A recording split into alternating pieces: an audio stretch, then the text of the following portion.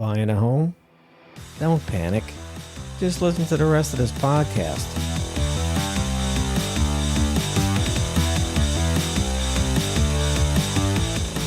All right, everybody, welcome back to another episode of Home Inspection Authority's Straight Talk Podcast with me, John Laforme. I'm a CREIA certified home inspector from Los Angeles, California, and the topics we discuss on this podcast are about buying homes, selling homes, inspecting homes. So if you're a home inspector, home buyer, real estate professional, this podcast is definitely for you. So let's get into some straight talk about home inspections. All right, everybody, welcome back to the show. This is a special day. Today is the first episode of season 2. It's actually been a year as of yesterday. So anyway, I want to thank everybody for all the support on, listening to the podcast and, watching on YouTube and everything else. I really appreciate it. So I'm going to keep on making these podcasts and put them out for you. And I'm going to keep having great guests like Greg here and try to get as much education out there for everybody. And hey, do me a favor, leave comments. I would appreciate more interaction if you guys could do that. Everybody listening and watching. Any kind of comments, maybe we said something you're not familiar with. Yeah, don't be afraid to ask a question. Or if there's topics you want us to talk about, by all means, let me know. You can leave reviews on the podcast itself. You can actually leave comments on the YouTube versions as well. So I just trying to get people to get a little more interaction going. Greg, what's up? Not a lot. Not a lot. Not a lot. Well, I have some stuff to talk about. I figured you would. And I know you have stuff to talk about. So we're gonna get into quite a few different topics here today. So in case you don't know Greg, by the way, Greg's an attorney for the home inspectors in the home inspection industry, and you're a litigation attorney, correct? That's correct. All right. And well, what I want to ask you about today is something that's constantly on my mind when I'm doing condo inspections. So, with the whole CREIA standards of practice and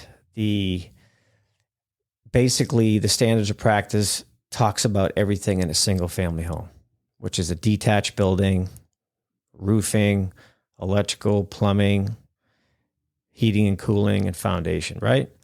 That's correct. Those are the 5 major systems. And when it comes to a condo, there's 2 different types. Some people refer to townhomes as condos. So it's all in the translation. So when somebody calls me and asks me for a quote, oh yeah, I have a condo, I need inspected. Okay, well, first thing I ask, is it a townhome or is it a condo? And they're like, huh? I'm like, well, does it have multiple floors? Does it have its own garage under it? That to me is a townhome. Now, there's 2 different types of townhomes. There's also a townhome that has subterranean parking under it, but it still has multiple floors, which means that person does not have their own personal garage. They just have a personal parking space. So I ask those questions because the 2 different types of townhomes are still townhomes to me. They're not condos necessarily. And the reason why I say that is because there's always the basic garden style condo, which is just 1 floor. And so when people are calling for inspections on condos, I got to be very specific with them and say, look, because what are you going to cover? You're going to do this, you're going to do that, you're going to do the roof, you're going to do all this. Most of the time, no, I'm not going to do the roof because most of the time the condo I'm inspecting is not on the top floor. There's no roof right above it. It's just your neighbors above you. And the foundation. So my question here for you is, how do you deal with that on the report writing side? So I'll give you a scenario. So what I do is I let my client know I'm going to be doing the interior, the windows, any attached balconies, Sometimes you go outside in a balcony, there's a utility closet with a water heater in it. So yeah, I'm going to check all that stuff, but I'm not going to be, checking the hallways. I'm not going to be checking the elevators, fire sprinkler systems and stuff like that. So do you have any advice for me on how I should call out the report on the condo side? Should I even mention foundation in the condo report? Because that's part of the bigger structure. So how do I handle that? Well, again, approaching it up front and saying exactly what you have is the most important factor, because you're going to be giving a quote and you also are going to be preparing a report. So most importantly, the distinctions you've made are distinctions that should be made up front. Okay. So now you're past that. Let's assume it is simply a condo. The answer is mentioning that you do not cover the foundation is an important ingredient. And I would suggest that a short section under foundation stating that because this is a condominium project, that is not subject to your inspection. I would make it that clear. And if you have a section up above that says what you do and what you don't do, I would have just a short one-liner there too. So you've told them twice, you don't do the foundation. And under the condo association and all the other bills that go with that, we're very clear that is not part of the duty or the responsibility of the homeowner. Okay. It is excluded. So yes, that's the best way to handle it. Right. So don't leave the report blank without a foundation section. Make sure there's still a foundation section in your condo report. Just make sure you make that sentence very clear. I would say yes, but most of the software, if you have good software, has an automatic section for foundation. So all you do is add the one sentence, and it's a get out of jail free card. If something comes up, you're not responsible. And that's the key to this. Right. But understand, report writing software is, interchangeable. Like you can add stuff and delete stuff. So you can't kind of use that. I wouldn't use that approach to it. Like it should be there because everybody modifies the reports. So the reports I use, the report software I use is Spectora software. To me, I think it's the best thing on the market right now. I've yet to see anything better. And it's customizable. Everything's customizable. So you put what you want. But like I said, my question has always been bugging me for several years. I'm like doing another condo report. I'm like, man, do I even need this section here? It says it in the standards of practice, but it's clearly, for me to even look at the foundation, I have to look at the entire building, which could have 20 to 50 units. That's not what I'm here for. So it's kind of like a little gray area, I think, with most inspectors, especially if someone's just learning this whole process, they're going to need to know what you just said. The point of it is, don't exclude something to your deficit. Right. The answer is putting a one-liner in saying, I don't do the foundation because it's a condominium association responsibility is the best thing to do. Okay. You got any jokes today? Not really. Today is not a great joke day. We've all seen the stock market, so I don't think that's kind of an issue for. Well, I saw it was in the green this morning. Yes, there's a lot of things in the green, including electricity, including your shirt, right? Well, the good Irish boy, he has to wear green. Good Irish boy. Okay. All right. Well, I think that answers my question pretty well on that. Now let's talk about condo roof situations. So let me tell you what I typically have written in my reports. Like I said, condos come in different shapes and sizes, and you're not going to know what it is until you actually get there, because realtors and buyers are just not going to be able to answer those questions for you. So sometimes it'll be a 3-story building, and I'll be doing the condo on the 3rd floor. So there's a roof right above it. Now you walk up, if there is stair access.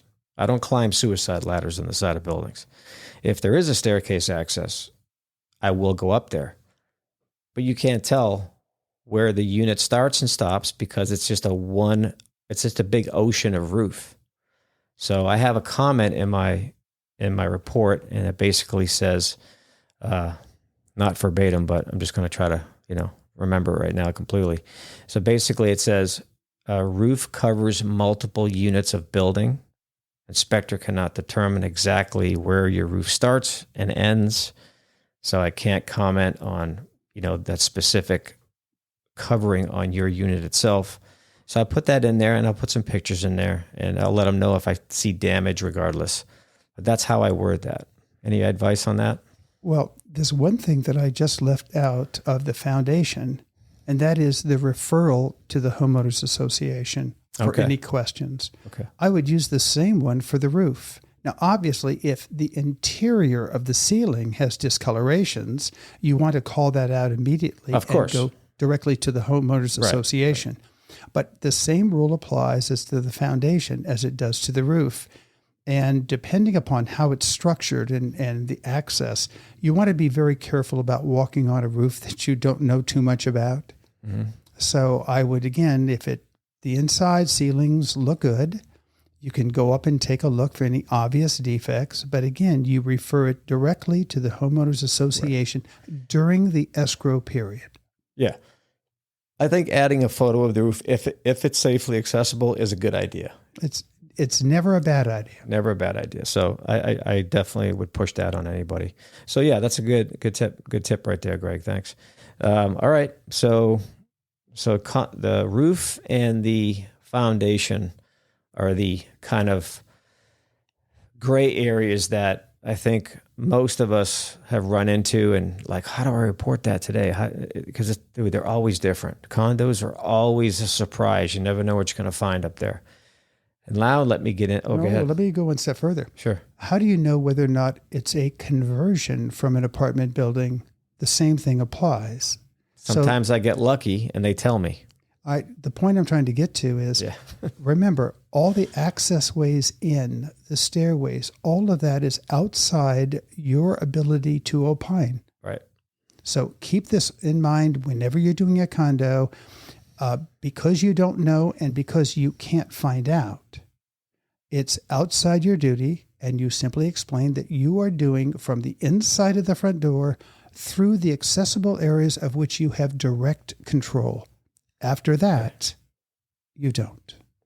Okay, just want to let you know that you talked a little lawyer there for a second. So you used a word called opine. So can you explain to everybody what that means? Give an opinion. Okay. I won't use the word eleemosynary, okay? All right. Every once in a while, I got to remind Greg he's an attorney, and we're not. So, okay. Layman's terms, please. All right. So another thing about condos regarding gas meters, main service drops and stuff like that. So most of the time, I cannot tell a client what size their sub panel is because it's not labeled appropriately.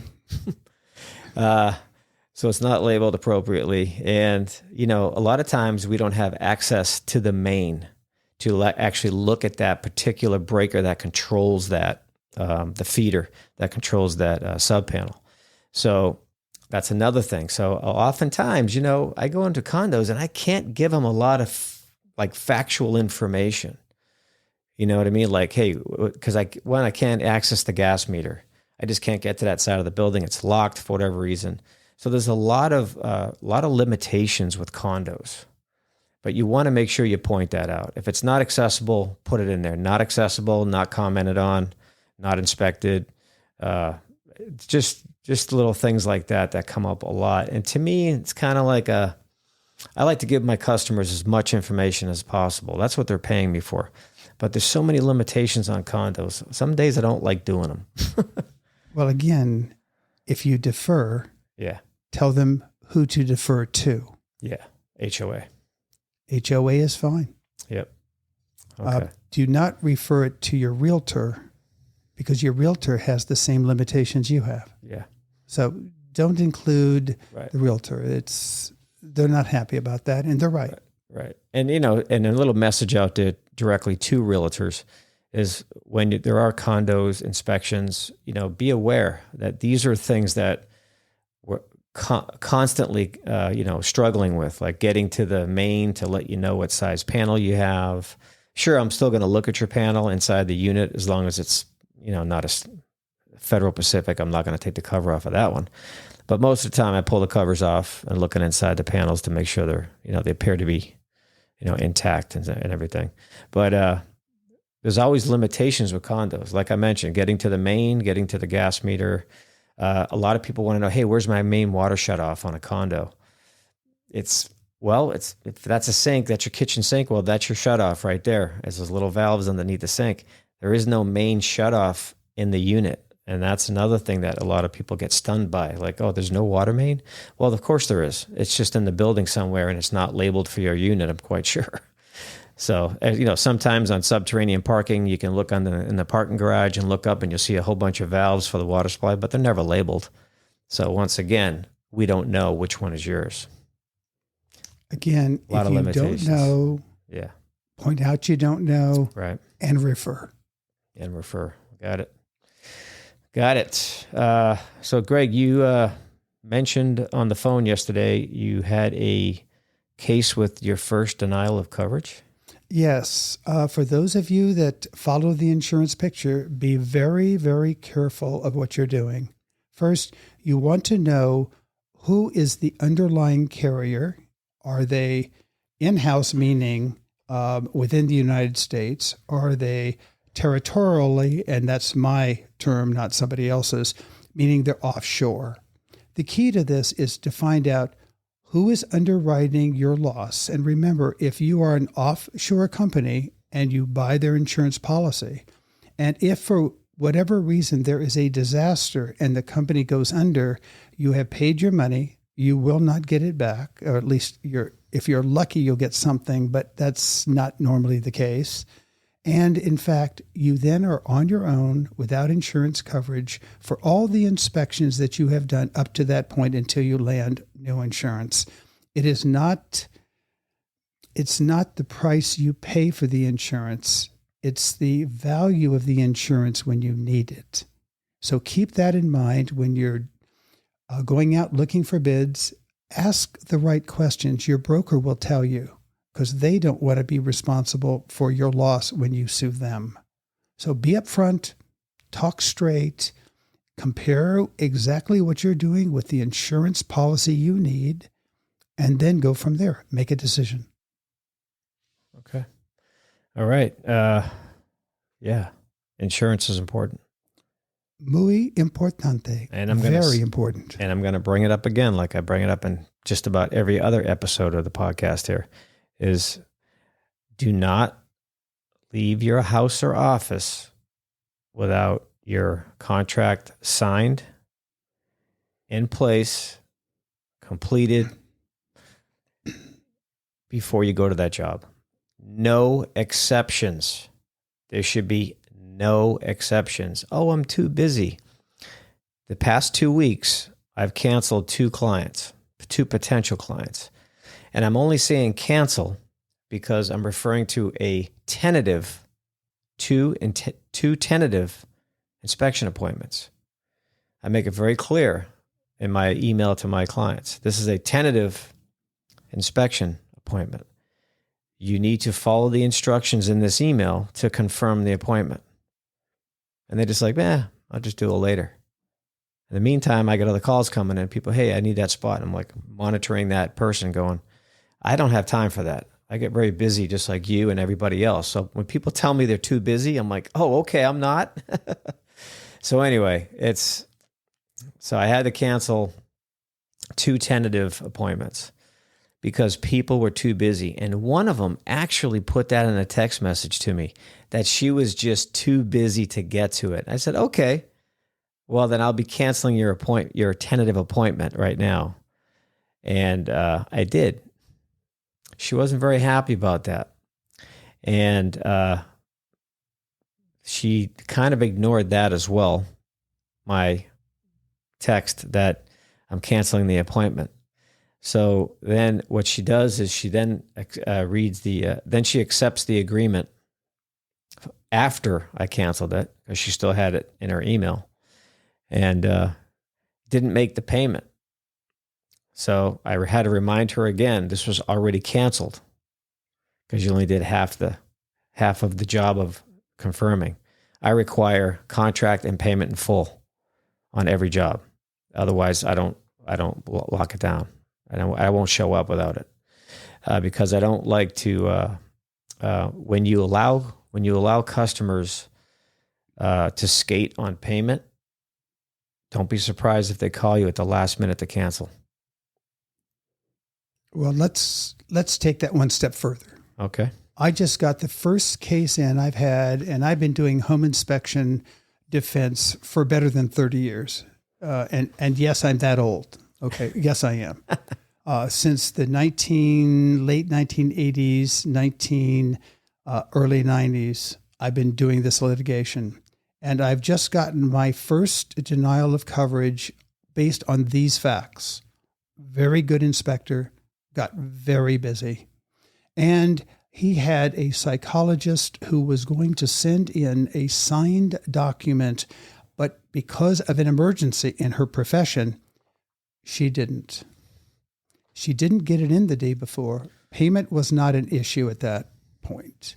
What occurred next was he shows up to the home inspection, and so does she, but she didn't bring the signed copy, and he didn't have an extra copy. And she said, look, it's an hour for me to drive there and back. Will you just do the inspection? I'll be at your office at 9 a.m. tomorrow morning, which she showed up and did, and then dated it for the next day, of course, and signed it, which was what she should have done. A claim came in 9 months later, and the insurance company denied it immediately based upon that 12-hour differential. Now, from a legal standpoint, and this is someone who has been paying insurance all along for a long period of time, this was a surprise, so I did legal research. I don't believe their position is supportable, but it would cost a lot of money. So what he's done is just retained me. I will do the case, and then once it's finished, we will have a discussion with the insurance carrier on the denial. And keep in mind, what you need to do is to just follow a common procedure that you do every single day. Yep. There's no reason why that inspection couldn't have been done another day. Yes, you made an accommodation. Yes, it was good for the client. Yes, you thought it was good for you. And look at the result. The answer is don't have shortcuts, and modern technology can do all of this for you if you just invest a couple dollars every day to do it. Yes. And let me explain that a little better. You want me to jump in here? Yes, I do. This is the point that you do better than I do. All right. So what Greg said makes total sense. Guys, you cannot change your policy. This is your business policy. Look, if you work for a multi-inspector firm, well, then you're dealing with their policy, which means you probably don't have to worry about this stuff too much. I'm not sure because I've never worked for a multi-inspector firm, so I'm not sure if their office handles everything like this, all the paperwork and the payment, or they have the inspector deal with it. You got any input on that? The bigger firms have a whole series of individuals that go through all the steps and procedures. As a matter of fact, if I can interject now, in one of the case studies, which you'll hear later on, there is a procedure in place that says that in order to get an inspection date, you have to already sign their contract and already approve the amount of the home inspection, or in this case, a commercial inspection. So you don't even get a date until that's done. Right. And by the way, more and more groups, and I say groups, are going into this procedure. And the reason for it is the cancellations, the loss of jobs, and you have these individuals that work for you to get these jobs. So you don't want to cancel and hurt them either. It helps you, it helps me, it helps everyone to have a standard procedure. Right. So back to what I was saying is policy. So if you are a one-man band like myself who handles the good and the bad in my business, you have to create a policy and you got to stick to it. You got to be disciplined. Yes, I know. Oh, I don't want to hurt their feelings. I don't want to make it sound like I'm forcing them to sign it. Well, it's all in the wording. I mean, you don't have to make it sound like you're forcing them. You got to explain it in your email, your initial email to your customer that contains, well, let's assume you have a digital format set up. I do. And if you do not have a digital format for your contracts nowadays, wake up. You are trapped in the 80s, and you need to get out of that little hole that you're in, that little black hole, and poke your head through the black hole and then look around and see what's going on in today's world. You guys have got to get up to date on your technology, and it's super important. And the beauty of having the right software is it makes every step manageable, especially if you're a one-person company owner like I am, like I do everything. I don't have time to chase customers to sign an agreement. I give them 24 hours after I send it, and if they don't respond to it, oh, by the way, I know when they open the email, because once again, my report writing software shows me that. It tells me everything, when they signed it, when they opened the email, when they signed it, when they made payment. All that just gets automatically brought to my attention as soon as it happens. So the importance of spending money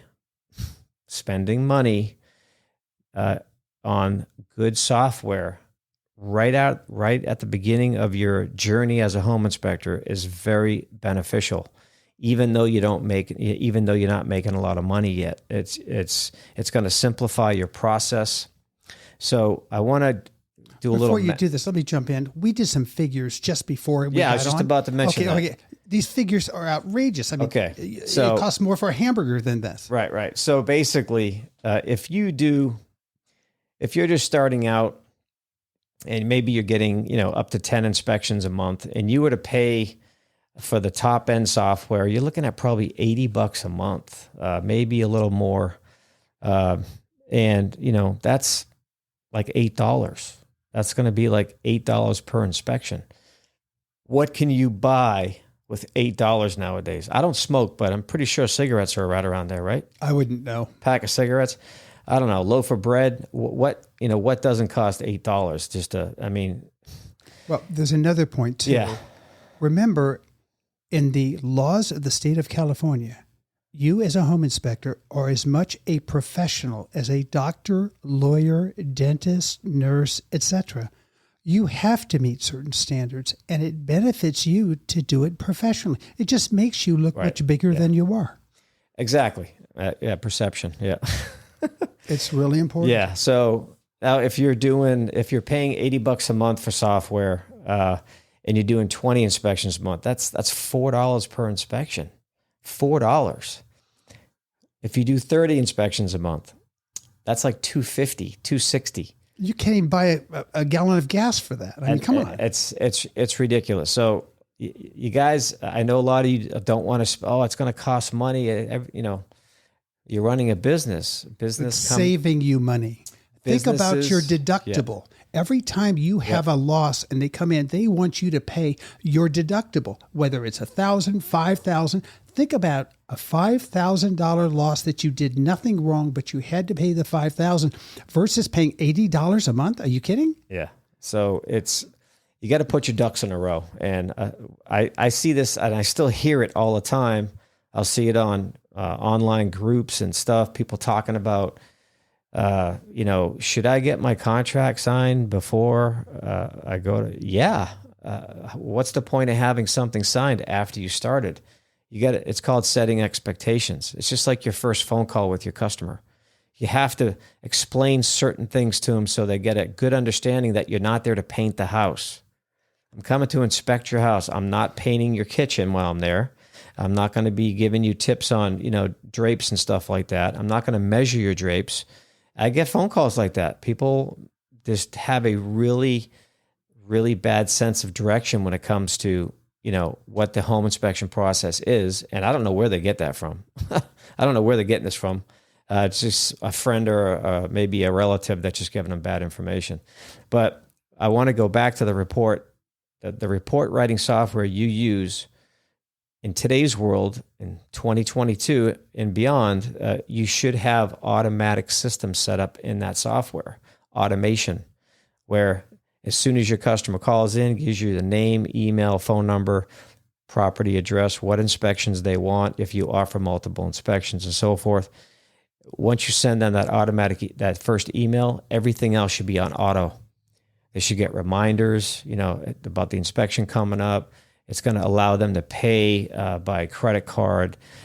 If you're still taking checks, well, that's a gamble. If you want to take checks, you're having good luck with it. Well, I guess you can keep doing it, but to me, it's a gamble getting paid by check, because if you have to chase somebody for a check, you're taking time out of work, and it's just a headache.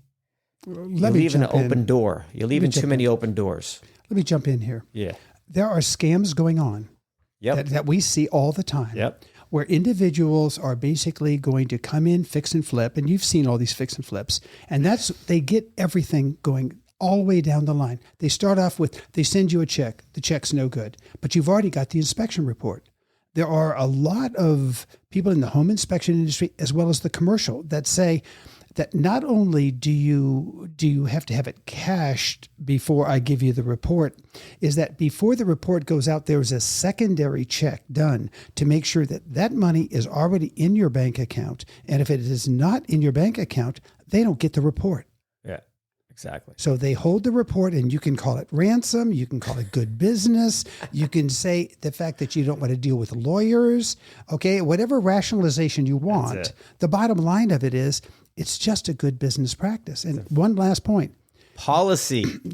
Do you believe that if you call a lawyer on the phone and say, the check's in the mail, but I have an appearance tomorrow morning in downtown Los Angeles on this case, that lawyer's going to go? You're out of your mind. No.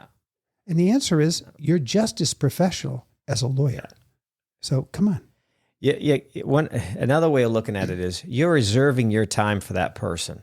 You're literally reserving a time in a day, like whether it's 5 hours, whatever it is, 2 to 5 hours. You're reserving that, and that person will not commit if they're not willing to pay you for your time.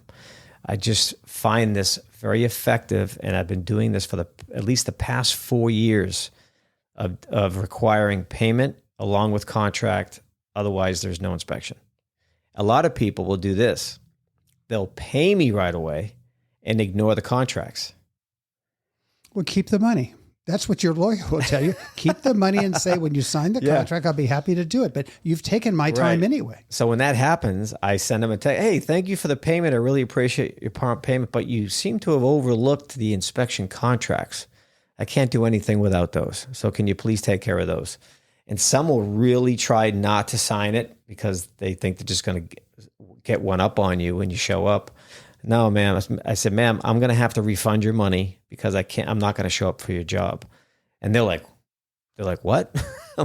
Yeah, I'm not showing up to your job without paper in place. That's it. And the reason for it is that is the person that has already set some forces in motion that if this doesn't go well, they know who's going to pay for it. Exactly. And you're being set up. You got to be careful that there's some very shady people out there, and they will try to put you right in a bear trap. We had one not long ago that had to do with a lawyer with a very substantial practice, and he didn't want to sign the contract. Really? And the bottom line, the home inspector said no, and the attorney actually had the gall to say, if you don't show up, I'm going to sue you. And they said, we already have our lawyers and we're already ready. So, okay. And he immediately then had his secretary. What happened was his secretary signed it for him. He didn't want his name on it. I've worked for lots of lawyers. I've done a lot. A lot of my clients have been attorneys. They sign it, no problem at all. No questions. Some of them say, hey, good contract. I'll get a comment once in a while. That's a pretty good contract. I hope I wrote it. Yeah, okay. You did actually. So everybody, back to the report writing. It's a great policy to have set in place that you have to stick to. I know it's about discipline. I know the broken hearts. Oh, I don't want to upset them. You got to stop thinking that way. This is business. You're not doing this for your relative. You're doing it for someone you do not know at all. And you want to make sure you're covered. You got to cover your butt. I'm going to go one step further. You're not just... Only one? Yes, only one more step. And that is, you're not only protecting you and your family, you're protecting the realtor too. Mm. The realtor can be brought in on a wrongful referral basis. So Yep. think about that. Yeah. Yeah. My insurance actually covers the realtor as well on referrals. My insurance covers that. Well, you don't know that yet. Well, You just think that. well, it says it in writing. So, And the writing, yes, that's another question. all right. Well, answer it if you know the answer. The answer is wait and see if they say yes. If they say yes, then you know you have it. If they don't say anything or say no, you may want to think that out again. Are they going to tell me that was a typo that I'm reading off their paperwork? No, they're going to say, didn't you see the amendment that came in later? I didn't get that memo. Withdrawing it, right. Anyway. So like I said, you cannot afford not to have good software, just like you cannot afford not to have insurance. I'm going to keep saying this every podcast if I have to, guys, until you start listening. Until I stop seeing these ridiculous comments on these forums and these Facebook groups or whatever I see it on Instagram or whatever. You guys have got to wake up. This is just simple business right here. Cover yourself, cover your family, cover your business, and just understand you are going to ruffle a couple feathers along the way. There's no way you're going to please everybody. But no way. There's something better. Wait till they get the first lawsuit. Yeah. They're going to be the ones screaming, but why do I need all this? That's the reason. That's the reason. It's all protection. Same. You don't drive a car without insurance. I was just going to say that, Greg. Yeah. I was just going to say that. Yep. Anyway, you had another... Oh, hang on. You had another case you wanted to talk about. The commercial one. Yeah, the commercial one. Yeah, you want to go into that? Yes. For those of you that do various types of inspections, whether it's commercial or not, right. We have a case going on right now that I'm going to tell you factually. I've handled this myself, and I will tell you every fact I'm giving you is true. There is a commercial inspection in Burbank. I will tell you one step further that commercial inspection was for a property that was about, 2,500, 3,500 square feet, built more than 50 years ago to their building and safety guidelines. Sure. And I will tell you that I have never seen a report that so thrashed, and I use that term rarely. So what you mean is it thrashed the property because it was so bad? I'll use the word torched. Torched is a cleaner word? Okay. Torched it to such an extent that they didn't think anyone would buy this property. And I'm now going 8 years later. They're served with a summons and complaint. And, of course, at 4 years, the home inspector is allowed to completely remove any type of evidence as to that inspection. And they're allowed to do that under Business and Professions Code 7199. So what you mean is after 4 years, as inspectors have the right to just delete all that information? Absolutely. If you have not received any information whatsoever to lead you to believe that there is any problem whatsoever, right. They didn't even know that the commercial building had closed escrow. The people who bought it got advice from their realtors, who were very good realtors, to go ahead and get estimates. And they got estimates for a complete roof, a repainting, a water intrusion massively throughout the property, mold present, leaks inside the property, HVAC system that was gone, a termite inspection problem with termites around the window, water intrusion coming in from cars going by and spraying water on the front of the building. And it goes on and on and on.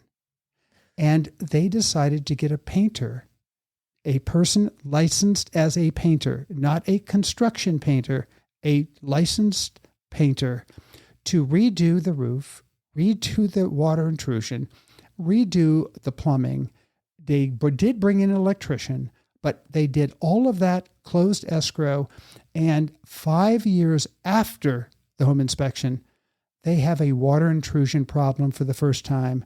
And you now have a commercial inspector who is being sued and is 2 years into litigation.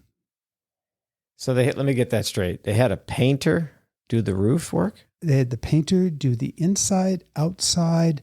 As a matter of fact, they took off all the stucco on the outside. There were cracks all the way through. They used elastomeric paint, and they went through all of all the permutations and combinations possible to do this. It took them 5 months to get the place in a reasonable condition to have for their business. I have a question for you regarding that. So going back after the inspector completed his inspection, and he published the report for the client. Do you know, have you been told if the client or the realtors involved actually called him with any questions after? There were no questions asked. That's why I say again, they didn't even think the escrow closed. Why would anybody buy that for such a large number? And I'm telling you, It was a large number. Right. The reason why I asked you that question is because I think that there has some weight to it. When you do all that work and you write that report, which probably took you hours to do, and then you send all that detail to a customer, and you don't even get a phone call, go, hey, I just want to talk about the report a little bit. I have a few questions for you. Especially when it's in that kind of deferred maintenance condition, you would expect a phone call. Hey, what about this, and this? And like a little more fine tuning. They're just going to have questions for you. And I think when people don't call you when it's that bad, like they just don't give a shit. Well, this was an unusual situation. I mean, there were uniqueness to this. Right. The key to all of this is he didn't even know the fact that they had closed escrow. He presumed, and rightly so, I've been doing this long enough to know a torched report, and I don't get many of them. This was awful. I thought that they had sent me the wrong report. And I called them back and said, are you sure that you gave me the right report? Haven't really done many of those in 30, 40 years. Yeah, well, I'll be honest with you. I don't know most of the time when people close escrow, so I'm not sure how he would feel that he was surprised about that, because I don't know people don't close escrow. You know how I find out they didn't close escrow? Is when they call me to do another house for them. Well, return business is good. Yeah. Sometimes I'll get I'll do 3 houses for one customer within 30 days. Because there was too many problems with the house on the first inspection. Second time, the buyer wouldn't give them any credits or whatever. And then next thing you know. In the last housing market, you saw them bought sight unseen. I know. Crazy. I mean, come on, crazy. Yeah, I think we're still there. I don't think we're quite out of that yet. No, we're out of that. You think so? Oh, yes. The prices are coming down. Didn't you see Varney this morning? I mean, I don't think they're coming down. I think they're sitting on the market longer. No, are they coming down? They're coming down. Yeah. Right. And especially the big... What, like $10? Oh, no. The big expensive houses are dropping considerably. It's not a good investment anymore. To the common person, you're looking at maybe 5%, 10%. I mean, we have a house on our block in Thousand Oaks that was completely redone, built in 1975. This is an old house that had never been upgraded, and it was a 4-bedroom, 2-story. I mean, it was in a good location by the Rams training camp, as a matter of fact.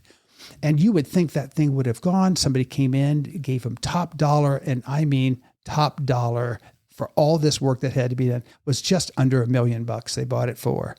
And they thought they were going to do this quick, throw $100,000 in it, make $250,000 in profit, and it would be the first person that grabbed it. It's still on the market today, and he's selling it for less money than he bought it for, eating the $100,000.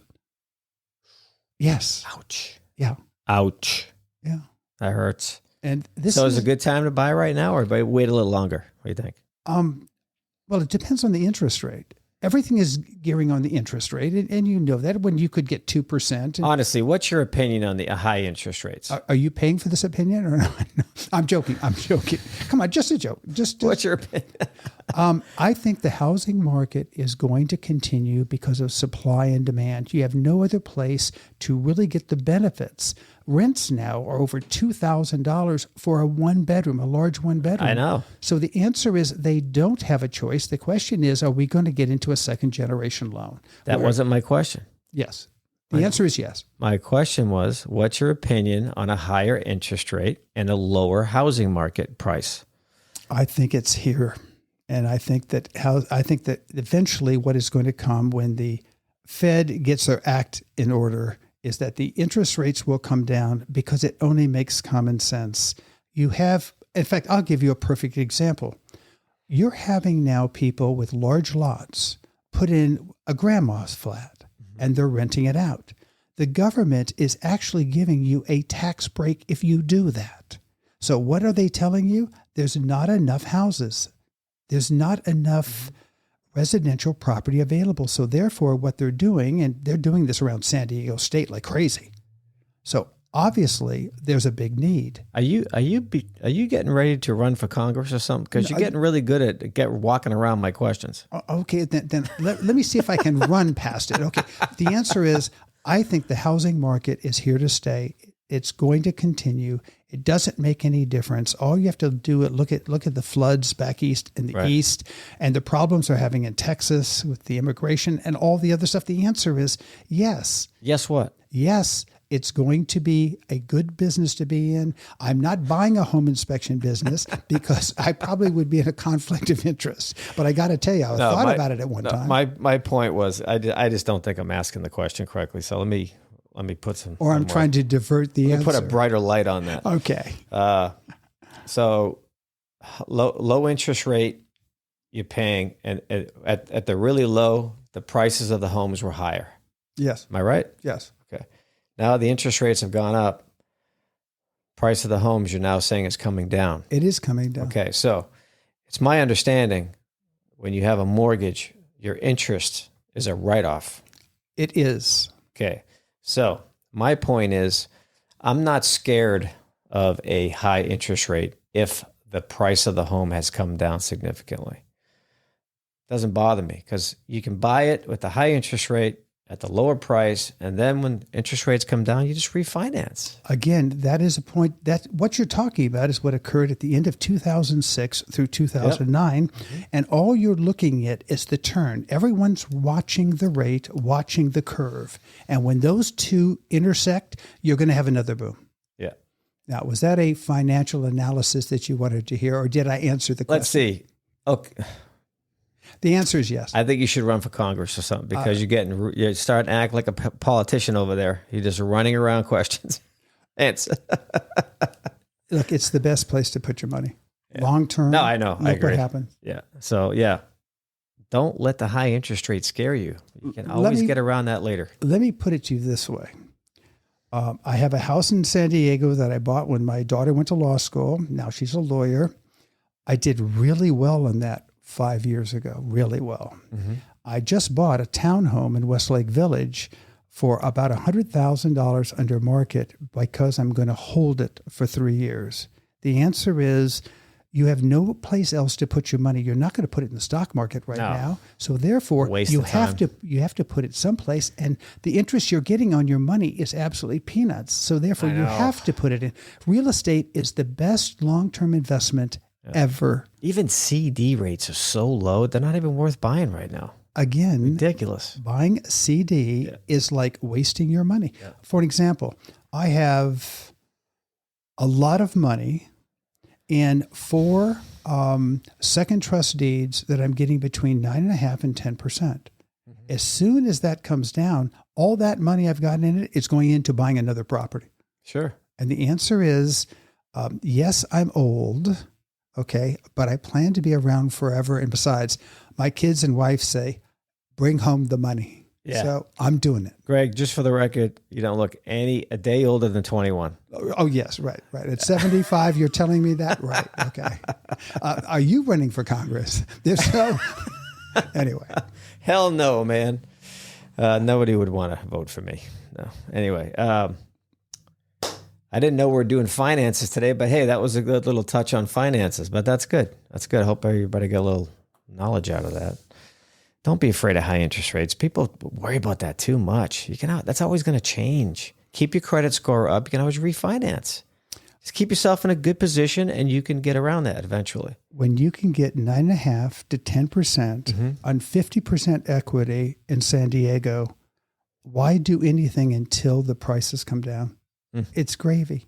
And all these people that I'm telling you that I'm getting these from, they're all doing the grandma flat in the back, and they can get $2,000 a month. Yeah, ADUs. Yes, I'm telling you, it's a gravy train right now. You want to talk about ADUs? No, I don't. Okay. I don't want to give away my secrets. No, I'm actually going to be doing an episode on ADUs shortly because there's a lot of confusion there with people buying these properties. They don't know what they are. So we're going to get into that in a different podcast. So anything else here on your little list? All right, let me just... Oh, did you finish your story about the trashed commercial building? We got yes. distracted. Basically, we have taken the woman's deposition that bought it. Mm-hmm. She really doesn't know anything. She really has no experience. She got some questionable advice. It could have been good. It could have been bad. But all of the events that caused the water intrusion certainly wasn't based upon rain because we haven't had any rain. Mm-hmm. The answer had to do with what is called a zero lot line property, which they have in most businesses. Mm-hmm. And they had an adjoining property that caused the water intrusion. And they're now blaming the commercial inspection that took place 5 years before the other residential property created the problem. And they're being sued. So having insurance, it is not inexpensive, but I got to tell you, the amount of money that's gone in to prove that this commercial inspector did a great job and shouldn't have been involved is another story. And once it's finished, I will be hired for the purposes of collecting the money back. And as you know, for home inspectors, you're pretty good at that. I have already collected in excess of $1.3 million, which has then been divided between, obviously, my firm for doing it. We have obviously the insurance company involved, yeah, and the home inspector actually made money on being sued. Yeah. Now that's a cool business. I wouldn't mind being in. Being a lawyer is not a cool business. No, I didn't say lawyer. I said collecting the money after being sued. Well, it's pretty lucrative, as I will say again. Yep. It used to be a joke suing a home inspector because you were guaranteed between $10,000 and $15,000. Yep. So you would name them even if they didn't even do the inspection. The answer is nowadays there is a price to pay for it, and the courts are upholding the. Remember the one case, and I'll tell you quickly, is the one that claimed there was cancer because there was mold in the house, and we covered for them, and we collected for them a little over $300,000, and the attorney for the plaintiff was the one who paid the $300,000. Wow, interesting. You know, I wanted to make a comment here about the Home Inspector RE magazine. I just recently got their latest digital version of it, and they're talking about red flags of roofing. So I just wanted to ask you, do you get a lot of claims, or do you have to defend any home inspectors regarding roof leaks and stuff like that? Yes, but not recently because it hasn't rained. But there are other problems relating to roofs. For an example, we just got a case in which a vent was not put through the roof. It remained inside the attic and wasn't called out. You would have that. But by the way, but that wouldn't cause a roof leak. No, it wouldn't, but it would certainly create a problem because it didn't go into the roof. What kind of exhaust pipe was it? It was just a direct vent that went directly up from and we believe, because remember, we haven't gotten into the house yet. Okay. But we believe that this was a old vent. And what they did was when they redid the roof as part of the remodel, they just kept it inside rather than take it out. And there is another vent that goes up through the roof, I should say. And so all of this being sued on a vent that isn't connected to anything, it just wasn't removed. Yes. Getting sued because somebody left an abandoned vent in a building? Again, we haven't gotten into the house to see it, but we there's a complete remodel. and the remodeling took place included the kitchen, and there were vents that were involved in the kitchen, and we know building and safety came out and inspected the whole house and gave it a clean bill of health and a certificate of occupancy. Therefore, how could it be a functional vent? And let's assume it was a functional vent. Building and safety just gave a good housekeeping seal of approval, saying there's nothing wrong with it. But did it cause any kind of a health hazard or something? We don't know. We just got the case. We haven't been into the house. I want to know more about this one. That sounds really stupid. This is by an attorney. And I'll go one step further. This one is amazing to you because she lives in San Diego, but more to the east. They have a school down the street, and she's now claiming the home inspector was responsible to review the traffic for the school. Oh, no. That's not the worst one. The worst one is that 5 years beforehand or 4 years beforehand, there was a permit taken out for the purposes of harvesting sand. So therefore, because the permit was tentatively approved but didn't go into operation at the time of this, the home inspector should have gone ahead and surveyed all of these things, because there are going to be somewhere between 25 and 50 of these trucks going down these roads every single day during the weekday according to the complaint, between 8:30 a.m. and 5:30 a.m.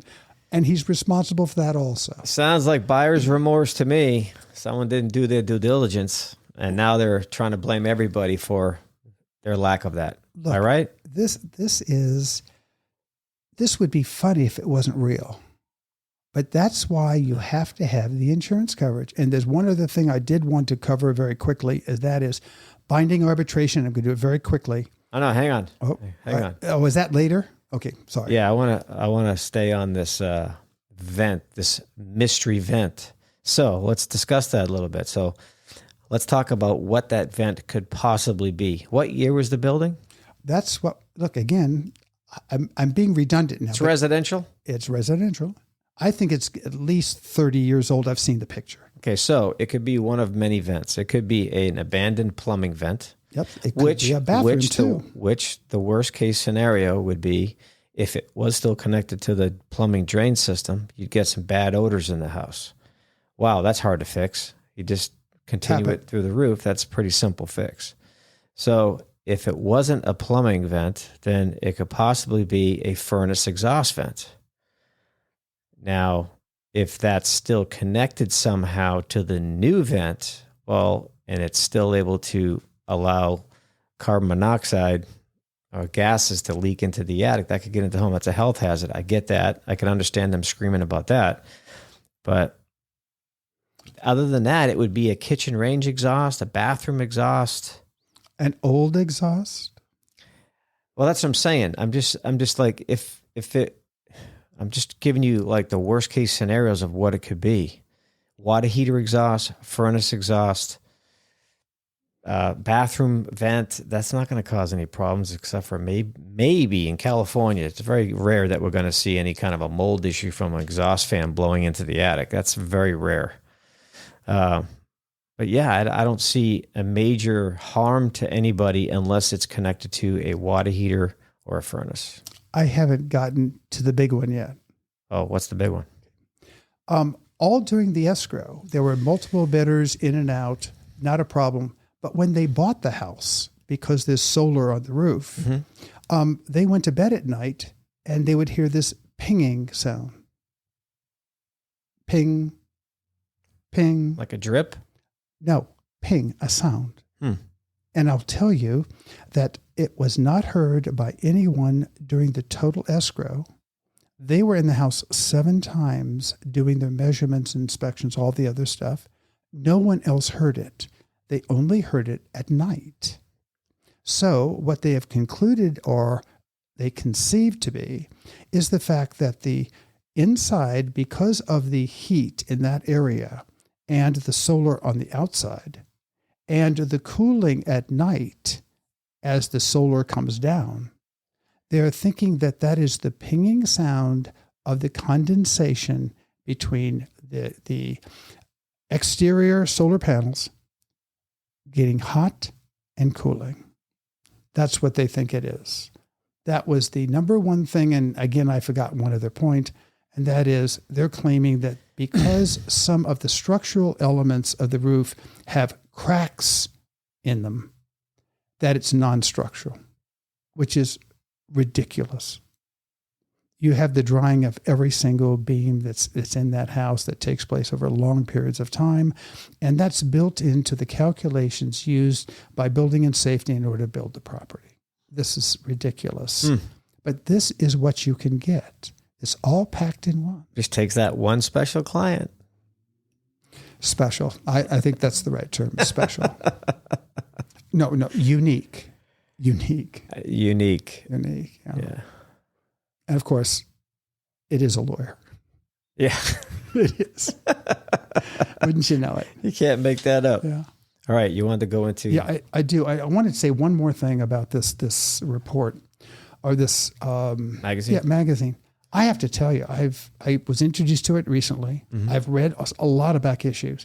This guy that writes this and all the work that he has done to bring the home inspection industry up to the 21st century or 22nd maybe, is just doing a great job.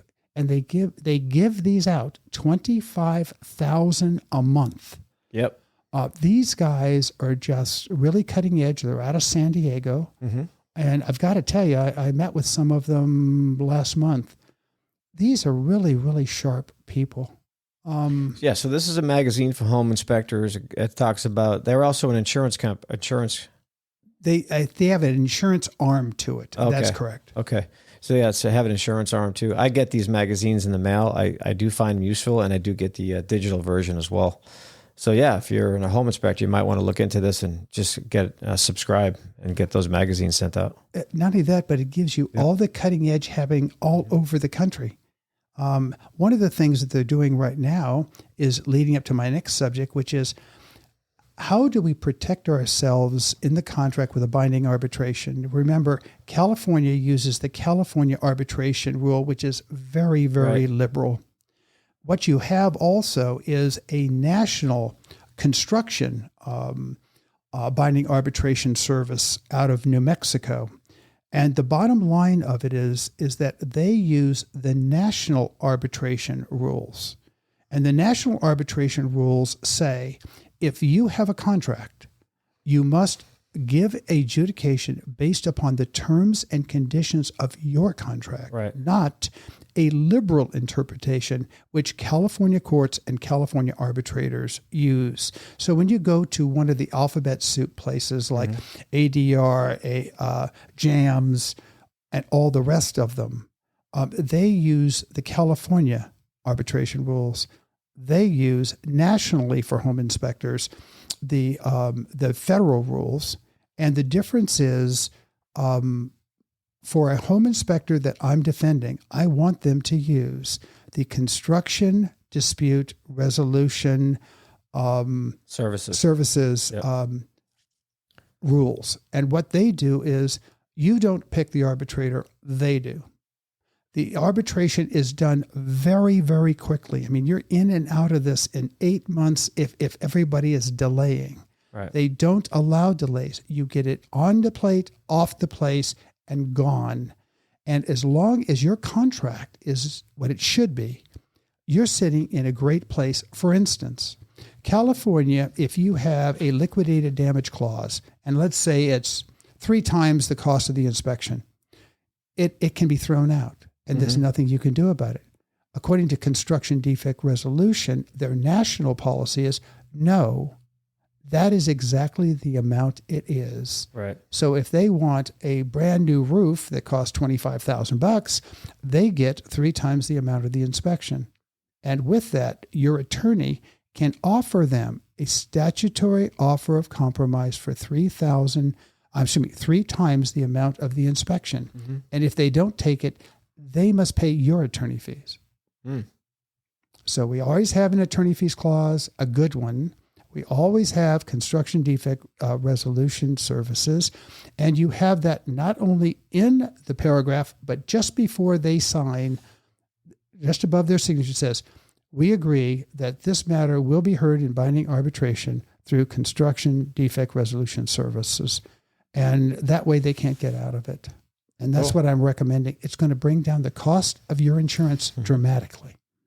Right. Okay. Anyway. So back to this working RE magazine. I want to contact the gentleman's name is editor Isaac Peck. Yes. I'm going to contact him and see if he'd like to be a guest on the show. He would be great. For a young man, and I'll say it again, if the young people of our country were made up of his intelligence, his motivation, and his business savvy, we're in really good shape. Sweet. Yep. So, yeah, okay. I was going to get into some millennial talk, but I'm not going to do that. Okay. If this guy's the next generation, that's great. I'm all for it. Let's see. Yeah. All right. So they are in San Diego. Yeah. Okay. And one other point about it is he's really interested in the business of home inspection to make it viable so the consumer can get it at a reasonable cost. And also is make sure that the home inspector is not thrown under the bus simply because he has an insurance policy, which is normally what occurs. Yes. Yes. The key to it is if we don't protect our industry, nobody else is going to do it. Certainly not the state of California. Hey, what about you and I both invite Isaac on and the three of us do the show together? It could be fine with me. Yeah, that'd be cool. Bright guy. Yeah, that'd be good. All right, Greg, anything else you want to go over or you want to call it a day? I've already called it a day this morning, but I won't call it a night yet. Just the one thing that I would like to see the home inspectors do is why not have podcasts like this on a topic they want to hear available so that they can get units for continuing education by having a podcast like this? Continuing education credits. Yep. Yeah, and the key to this is you can learn what you need to learn, but what you need to learn is what you don't know. Right. And if you had access, for an example, quick story, you go to a home inspection and you see something that you've never really seen before, something unusual. You can come back that day, you're registered in the podcast, you find the podcast that covers that issue, and you get an education or a re-education on the very same thing you're now going to write this report on. It's right there for you. And you get credits. Right. And you have to have the continuing credits anyway. Let's take it one step further. Let's assume that you're part of an association, a local chapter. You can have this demonstration going on at your chapter on a certain time, and you have it right before you. And you can have, for an example, the person that did the podcast on call, because that's all part of the continuing education. Right. The key to this is getting a program that makes sense, that's good for everybody. Good for the home inspector, good for the client, good for the realtor. Have a program that benefits everyone. Right. That's how this system is going to work. If one segment of it breaks down, the whole thing breaks down. Well, let me do a little plug here for my YouTube channel because I think it's a good time to do that because I do have a lot of videos that are helpful for home inspectors. If you're a real seasoned home inspector, you probably know most of this stuff. But if you're starting out or maybe only been doing it a few years, trust me, none of us know everything. There's always something new to find on a house. I still walk into places and go, what the hell is that? Never seen that. Now everybody looks at me, John, what is that? I'm like, I have no idea. I have no problem telling people if I don't know something. That's it. If I don't know, I don't know. I'm not going to sit there and go, well, I'm the home inspector. Ain't I supposed to know all this stuff? Well, yeah, but to a point, there's going to be a component in a house. I just saw a component sticking out of a wall the other day in a condo. I'm like, what the hell is that? Is that a doorbell? No, it doesn't look like a doorbell. So I just could not identify, request disclosure from seller. I have no idea what it is. So anyway, my YouTube channel is Home Inspection Authority. That simple. Check it out. Like and subscribe, please. And Greg's on there, by the way. He's a YouTube star on my YouTube channel. He's one of the many stars. A lot of people have responded to your last episode. I broke it up into 6 parts. So you got 6 different videos on there, and I got a lot of good feedback on that. So I have 6 different credits. My gosh, that 6 credits. elevates So it, right? your half a cent a year will be mailed to you shortly. Your residuals. Let me ask you: is this tax free? Yeah, it's half a cent. I'm pretty sure half a cent is worth less than an actual penny. That's not even worth a cent, right? Yeah, but do I have to put it down on my taxes? That's what I want to know. I don't think so.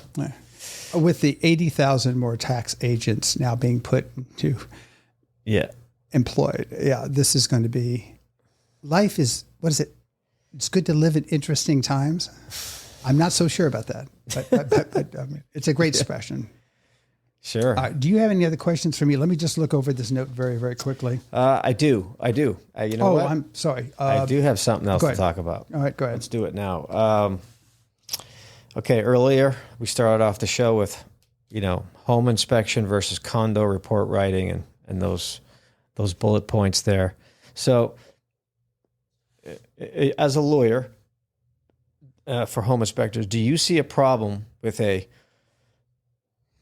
home inspection service offering multiple inspections, such as home inspection, which would be general home inspection, visual mold inspection, indoor air quality testing, sewer camera inspections, swimming pool inspections? Do you have any type of a pause or hesitation for that one person doing every one of those services on the same house? I have no problems with it except for the last one, swimming pools. With the new legislative mandate, and there's going to be another one coming, at least they're talking about it, I would evolve from anything to do with swimming pools other than what is mandated, and I would strongly suggest anytime there's a swimming pool, no matter how good it looks, that they have a specialist in swimming pools coming out because of the safety factor, and it's the get out of jail free card. As it relates to the rest of them, I think that when you talk about the visual mold versus actual sampling, those two are two different things. But if it's just visual, remember, you can only, as a home inspector, look at what's there. You can't move things underneath a sink. Right. So that's my point. So if I'm hired as the general home inspector and they also want me to do an inspection for mold, that would be 2 separate contracts. Everything has to be a separate contract. Right. But you don't see any problem there doing that. If you have the background education experience to do swimming pools to that extent, the answer is no, not at all. But you make sure your insurance company knows that you do all of these. Sure. No, there's no problem at all. But again, the more complicated you make it, the more permutations and combinations develop. But everything would be separate. So home inspection has its own report and fee and contract. Mold has its own report, contract, and fee. Everything is separate. Okay, now, it just happens to be done all at the same day. Okay. As it relates to the collection of mold, are you doing collection too or just visual? If there's something to collect, I could. Okay. Then you need to make sure that you have an indemnification agreement with the mold sample, that is the actual test facility that does it. Right. And again, you say in your contract, you do not evaluate whether it's... I just collect the sample. Right. You just collect it and take it in, and then you report, or they report to the client what it is. Right. Is there anything else as it relates? Oh, by the way, don't forget the tree rules. The new rules that are coming out as it relates to trees. If you're in a area like, for example, Sacramento, that has a tree heritage area, you have 100-year-old sycamore trees. And I told you once about the case we had up there that the tree limb went not only off the property across the street, but actually went over the roof of the house across the street. Oh yeah, I'm serious. And the home inspector in Sacramento was very smart, because this was a raised foundation, and said, look, you've got to get a foundation expert out here to make sure that everything's. But I went underneath there and I see tree roots, but you gotta have an expert out there, and they didn't.